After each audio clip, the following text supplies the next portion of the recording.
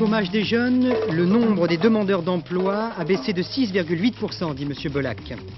Un médecin accuse sœur Gottfrieda, la religieuse belge, n'a pas tué 3 mais 30 personnes âgées. François Mitterrand, avant toute discussion avec les communistes, ils doivent changer de disposition à notre égard. Météo, après le froid et la neige, voici le redoux et la pluie, et déjà les inondations.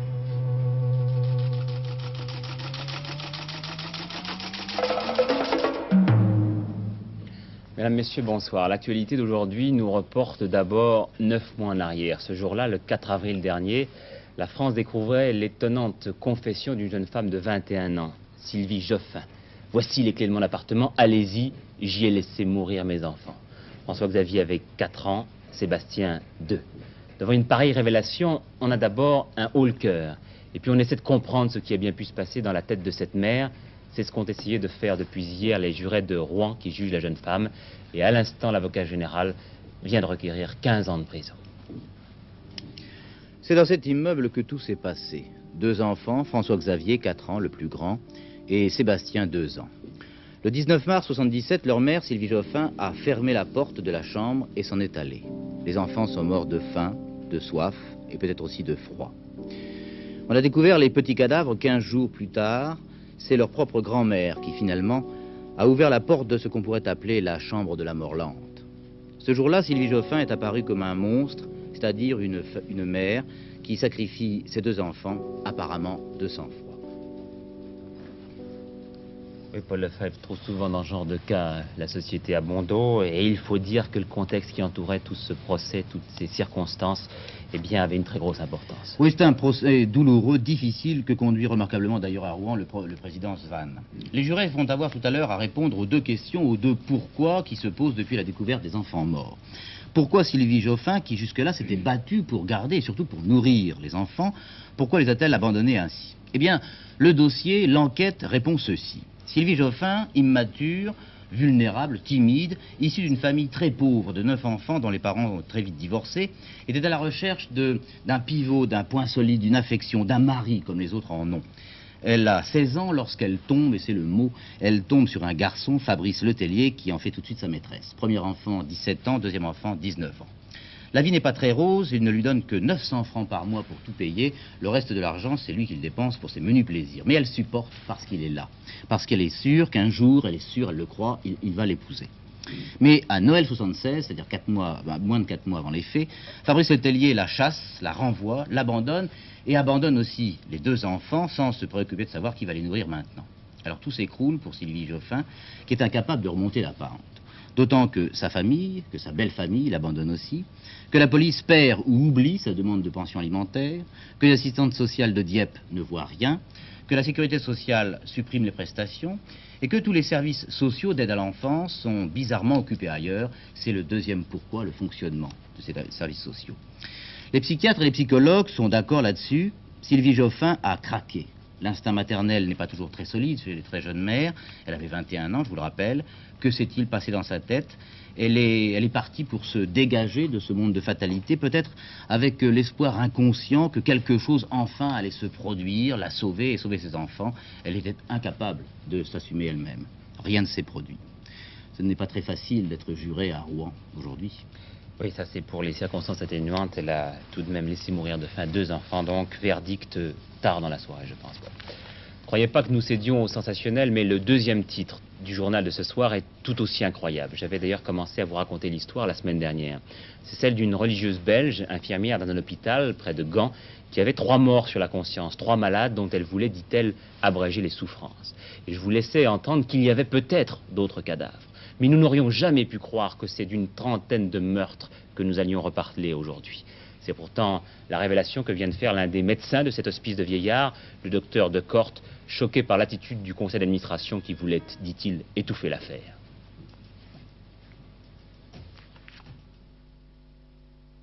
Je crois qu'il a eu peur d'un scandale d'abord, et puis qu'il n'a pas compris ce que cela signifiait. Quand on a commencé dans une direction, il est bien difficile de changer d'avis, et je crois que c'est là sa grande faute. Est-ce qu'il est exact que, disons, la direction de l'établissement était au courant déjà, en tous les cas, on l'avait averti, les infirmières l'avaient averti du danger que représentait cette sœur? C'est-à-dire, le secrétaire était prévenu par les infirmières qu'il y avait pas mal de drogues qui étaient prescrites d'une manière fausse, qu'il y avait de l'insuline prescrite pour des patientes qui n'étaient pas diabétiques du tout.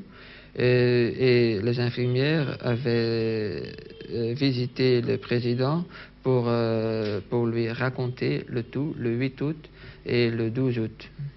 Selon vous, si on était intervenu, disons, à l'époque pour empêcher cette religieuse de travailler, on aurait peut-être pu sauver la vie à une ou deux personnes?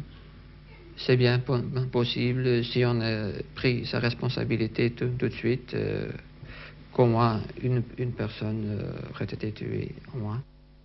Pour en terminer avec cette actualité judiciaire, j'ajoute qu'à Beauvais, l'auteur du viol de 5 autostoppeuses a été condamné à 20 ans de prison. C'est la plus forte peine jamais prononcée dans un procès de ce genre.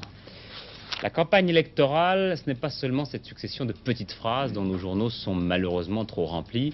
C'est aussi parfois l'occasion de débattre de dossiers bien concrets. En voici deux ce soir, au cœur de la bataille. Premier sujet, l'emploi, ou le chômage, comme on voudra. À un moment où la polémique reprend autour des chiffres donnés la semaine dernière par Christian Belac, le CNPF monte en première ligne en affirmant que 90% des 500 000 emplois proposés aux jeunes seront définitifs. Et le président de la République, en Conseil des ministres ce matin, souligne lui-même l'effort accompli par le gouvernement et les entreprises. Ce demi-million de postes de travail recouvre différentes situations. 225 000 jeunes ont été engagés définitivement selon les voies habituelles du recrutement. 108 000 sont en apprentissage et le CNPF estime que plus de 90% d'entre eux conserveront leur travail une fois leur apprentissage terminé. 23 000 jeunes bénéficient du contrat emploi-formation et 145 000 sont en stage pratique. Les trois quarts d'entre eux, toujours selon le CNPF, verront leur stage transformé en emploi définitif à la fin de leur contrat. Ces chiffres sont rendus publics alors que rebondit la querelle des statistiques sur le chômage. L'INSEE estime aujourd'hui à 1 063 000 le nombre des demandeurs d'emploi à fin janvier, alors que le ministère du Travail avait donné la semaine dernière le chiffre d'1 million. Une querelle évoquée ce matin par le Premier ministre à sa sortie de l'Élysée. Les ministres ont bien fait leur travail. On les oublie toujours. Ils sont l'objet de sarcasme, de critiques, d'accusations de manipulation. Eh bien là, il y a un fait. Et je peux porter témoignage du travail que le ministre et les deux secrétaires d'État ont accompli depuis le mois d'avril pour mettre sur pied le programme, pour le faire voter et pour l'appliquer. Je voudrais en second lieu signaler que ces textes de loi qui ont permis le pacte national pour l'emploi n'ont pas été votés par l'opposition, alors que l'emploi des jeunes est une affaire nationale. Les ministres en question avaient l'air bien contents. Deuxième dossier social de la campagne, le SMIC. Vous savez que le premier, le Parti communiste, l'a proposé à 2 400 francs dès avril et qu'il y a peu de temps, le PS s'est aligné sur cette position. Jusqu'alors, dans la majorité, on jugeait l'initiative démagogique. Mais voilà que samedi dernier, sur cette chaîne, Jean-Jacques Servan-Schreiber dit qu'il faut dire oui au SMIC à 2 400 francs, car le non serait incompréhensible. Oui, à condition de ne pas faire tout de suite. Et hier soir, sur TF1, Raymond Barre suit en partie cette même voie, mais se refuse à donner une date précise, en tout cas pas dans l'année à venir, Noël Coppin. Bien oui, je crois qu'il y a eu effectivement un phénomène de réaction en chaîne, ou si vous préférez, un phénomène d'entraînement. Il faut bien préciser, je crois d'abord, que si le Parti socialiste s'est aligné sur l'attitude du Parti communiste après l'avoir rejeté au départ, ce n'était pas pour faire plaisir au Parti communiste, pour gommer une divergence, pour rendre plus facile la reprise des négociations. De toute façon, ces négociations ne sont pas encore reprises. Mais pour faire plaisir à l'électorat. Oui, je crois que c'est essentiellement parce que le Parti socialiste a senti l'impact de la proposition communiste sur l'opinion publique, en particulier sur l'électorat ouvrier. Et puis, si Jean-Jacques Servan-Schreiber, il y a quelques jours, à Antenne 2 d'ailleurs, a affirmé que dire non à l'augmentation du SMIC à 2 400 francs serait une attitude irresponsable, c'est parce que lui aussi a senti l'impact de cette proposition, qui était devenue la proposition de toute la gauche, et il estimait que l'ensemble de la majorité ne pouvait pas dire non à cette proposition. Alors, je crois que cette évolution autour du SMIC montre deux choses. La première, on ironise beaucoup en période électorale sur les batailles de chiffres auxquelles tout le monde finit par ne plus bien comprendre grand-chose. Eh bien, il y a quand même quelques chiffres bien précis, bien limités, qui prennent tout leur sens, et il y a aussi des problèmes bien concrets qui sont très mobilisateurs. Et puis, deuxième remarque, il y a toujours en période électorale une bataille entre ceux qui promettent ce qui leur paraît souhaitable et ceux qui répondent, eh bien oui, c'est souhaitable, mais ça n'est pas possible. Et il arrive un moment où le souhait est si fort, c'était le cas par exemple pour les congés payés ou bien pour l'âge de la retraite, il arrive un moment où le souhait est si fort que tout le monde cherche à rendre possible ce qui est souhaitable. Je crois d'ailleurs que c'est une des nombreuses définitions de la politique qui, en cette affaire, a pris le pas sur l'économie. En effet, enfin, c'est quand même aussi une bataille de chiffres, Philippe Sassier. C'est la raison pour laquelle je vous ai demandé de venir, pour essayer de décortiquer un petit peu cette bataille de chiffres, le SMIC à 2004. Ça n'est pas toujours facile à décortiquer, mais effectivement, entre le possible et le souhaitable, eh bien, cela donne lieu à une belle bataille de chiffres. En fait, le problème sur le fond qui est posé est le suivant. Quand et comment est-ce que l'on peut faire accepter par l'économie française une hausse de plus de 30% du SMIC, à peu près comparable à celle de 1968, et quelle sera la répercussion de cette hausse sur les autres salaires? Vous savez que le Parti socialiste propose que tous les salaires augmentent jusqu'à ceux qui représenteront 4 fois le SMIC, leur SMIC à eux, 2400 francs, c'est-à-dire jusqu'au salaire de 9600 francs. Mais attention, disent les socialistes, plus les salaires seront hauts et plus les hausses seront faibles. Alors on va essayer un petit peu de s'y retrouver, si vous voulez bien, dans tous ces chiffres. On va prendre d'abord le secteur privé, les industries, les services et le commerce, qui est le premier intéressé. Il y a 13 millions de salariés dans ce secteur de l'industrie et du commerce privé. Un salarié sur 3 gagne moins de 2400 francs, donc il est directement intéressé par les propositions du Parti socialiste. Pour ceux qui sont tout au bas de l'échelle, pour les véritables smicards, l'augmentation de la feuille de paie sera de 37,5%, c'est-à-dire on passera de 1750 à 2400 francs par mois. Ensuite, les hausses vont s'échelonner. C'est ça, c'est la question que se posent évidemment les gens qui ont un petit peu plus de 2400 francs par mois. Alors voilà, combien eh bien là, François Mitterrand, dans l'interview que vous citiez tout à l'heure, au Monde cet après-midi, a dit qu'il y aura des discussions entre les différents partenaires sociaux. Mais, encore une fois, combien cela va-t-il coûter? Eh bien, selon des experts qui n'appartiennent pas à des partis politiques, en 1968, et pour le secteur privé... 78, oui. 78, oui. Pardon. Et pour le secteur privé, oui. La majoration pour les entreprises privées de cette augmentation du SMIC et les répercussions, telles qu'on peut actuellement les définir, sera de 40 milliards. C'est un chiffre un peu approximatif, parce que je n'y ajoute pas les charges sociales qui forcément monteront, et je ne retranche pas les propositions des socialistes qui sont d'aider les entreprises en leur donnant 200 francs par employé. Donc 40 milliards, c'est donc le coût en 1978 de cette mesure. Maintenant, qu'est-ce que ça représente pour l'économie française en année pleine, c'est-à-dire du 1er janvier au 31 décembre? Il y a 17 millions de salariés, et là je compte non seulement l'industrie, mais les fonctionnaires et l'agriculture. La masse de ces salaires a représenté en 1976 600 milliards, c'est un chiffre arrondi, et là le programme socialiste eh bien, se traduirait par une augmentation toujours moyenne de 110 milliards. Bien, alors il était intéressant de savoir ce qu'en pensait le principal intéressé, le CNPF. Écoutez la réponse qu'a faite à Jacques Merlino Yvon Chotard, le vice-président du patronat. En ce qui concerne le SMIC, notre avis est très clair. Le SMIC à 2400 francs au 1er avril, c'est la faillite d'un certain nombre d'entreprises et c'est l'augmentation du chômage. Mais l'objectif d'augmenter le SMIC est aussi notre objectif. Le problème est de savoir à quel moment on peut atteindre les 2400 francs. Or, qu'est-ce qui vient de se passer dans les 10 années écoulées? Les 10 années écoulées, le SMIC a augmenté de 350%. En valeur réelle, il a doublé en 10 ans. Il faut que la situation économique soit telle que l'on puisse avancer plus vite. Et nous, en ce qui nous concerne, nous souhaitons que la situation économique permette d'aller plus vite. 4 dossiers ce matin en Conseil des ministres, la préparation du budget 79, la création du commissariat à l'énergie solaire annoncé par le chef de l'État au début du mois, nous l'avions alors commenté avec Lubériot, une série de mesures pour la sécurité du travail. Il faut savoir que le nombre des accidents a baissé de 3,5% en 76 et le gouvernement a adopté 6 mesures pour que cela continue encore. Nous vous les avons données hier soir. Et puis dernier dossier, l'accroissement de l'aide aux industries agroalimentaires qui en ont bien besoin. Un mot sur la santé des monnaies, comme chaque soir, eh bien le franc n'a pas bougé aujourd'hui, le dollar continue de s'effriter et le franc suisse atteint des sommets, il est aujourd'hui coté à 2,78 francs. 32e congrès de la FNSEA aujourd'hui et demain à Versailles, réunion rituelle chaque année, mais qui en 78, à 18 jours des élections, ne pouvait pas ne pas avoir une tonalité particulière. Ils étaient plus de 800 ce matin à assister au 32e congrès de la FNSEA à Versailles. La FNSEA qui revendique 750 000 adhérents. Depuis quelques mois, les agriculteurs ont à nouveau l'impression d'être des mal-aimés. On leur reproche, trop à leur goût, d'être responsables des hausses des prix des produits alimentaires. Mais le fait le plus remarquable, ce sont les quelques grognements de la base. Conséquence de l'un d'entre eux, la Fédération de la Loire-Atlantique a été exclue des instances nationales. Mais pour Michel Debatisse, le principal problème reste le revenu des agriculteurs.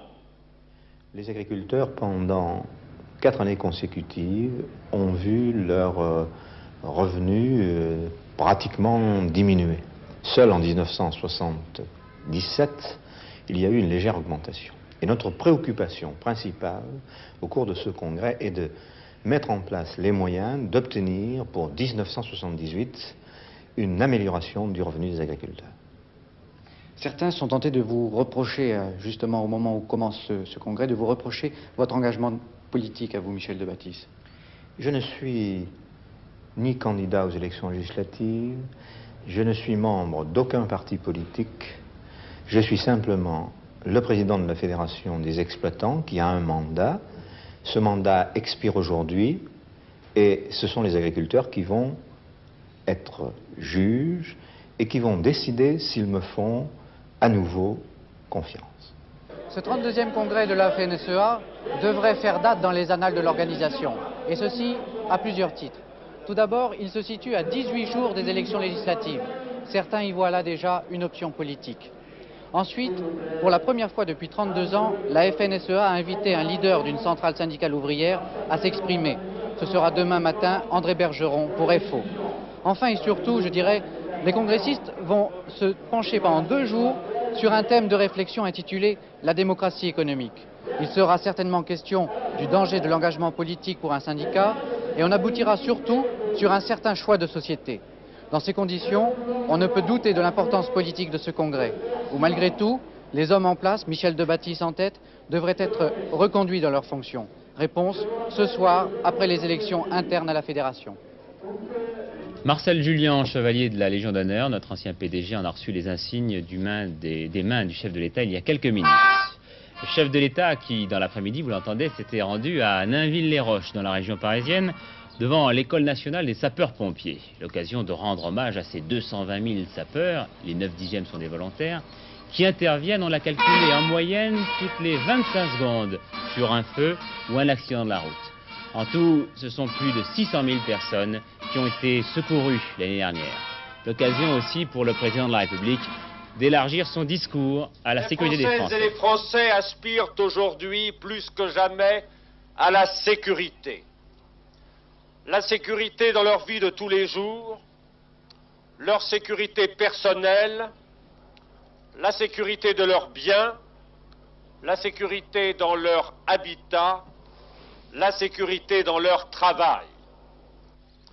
Un renforcement des moyens de sécurité sera mis en place dès cette année 1978 et le gouvernement arrêtera les dispositions nécessaires dans un prochain Conseil des ministres.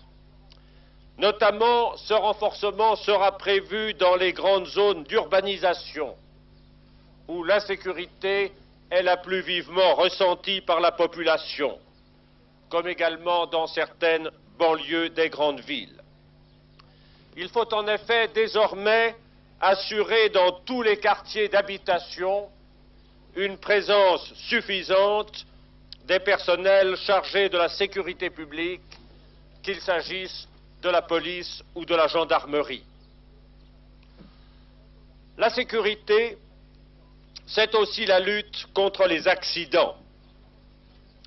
Alors que la maladie a reculé devant les réussites de la médecine, alors que notre pays vit en paix depuis plusieurs dizaines d'années et pour la première fois de son histoire, les accidents font encore chaque année plusieurs dizaines de milliers de victimes. La sécurité, c'est enfin l'affaire de tous les Français.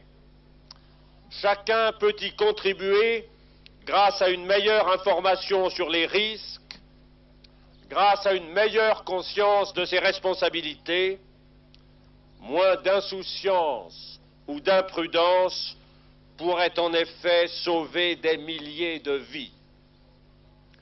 C'est pourquoi la politique nationale de sécurité civile sera poursuivie avec détermination dans 3 directions. Une prévention accrue, des moyens d'intervention renforcés, une formation des hommes accélérée et améliorée. Valéry Giscard d'Estaing s'est aussi engagé à mener une action résolue contre l'alcoolisme, source de nombreux accidents. Dans quelques minutes, c'est-à-dire à la fin de ce journal, vous pourrez assister à notre dernier carte sur table avant les élections. Michel Poniatowski sera le dernier des grands leaders interrogés par Jean-Pierre Elkabbach et Alain Duhamel, qui sont déjà là. Et comme on sait que l'ancien ministre de l'Intérieur dit souvent tout haut ce que le chef de l'État pense tout bas, eh bien je crois que c'est un rendez-vous à ne pas rater. La campagne électorale, c'est aussi une série de petites piques qui vont parfois assez loin. Jacques Chirac à Montpellier estime que M. Mitterrand est de ceux qui ont mené la France à 2 doigts de la guerre civile. Olivier Stirn reproche au socialiste Jean-Pierre Chevènement d'être un communiste honteux. Je vous préfère Marchais, dit-il, qui a au moins la franchise de ses opinions. François Mitterrand, lui, n'a pas le même langage, mais répond très ironiquement lorsque tout à l'heure, pendant le déjeuner de la presse diplomatique, on lui demande s'il veut bien affronter Raymond Barre à la télévision. Écoutez sa réponse. Pour l'instant, ce débat ne me paraît pas du tout à la veille d'être organisé. Maintenant, si les chaînes de télévision, sans se mêler de tous ces détails, parviennent à établir entre les uns et les autres, ce n'est pas du tout un non possumus, ça ne pose pas un refus de principe, ça se fera bien un jour. Ça me paraît maintenant bien tard par rapport au 12 mars, d'autant plus que dans la campagne électorale, permettez, ce sera ma réponse principale, je trouve que M. Barre, finalement, ne représente pas beaucoup, quoi. Il ne représente pas beaucoup.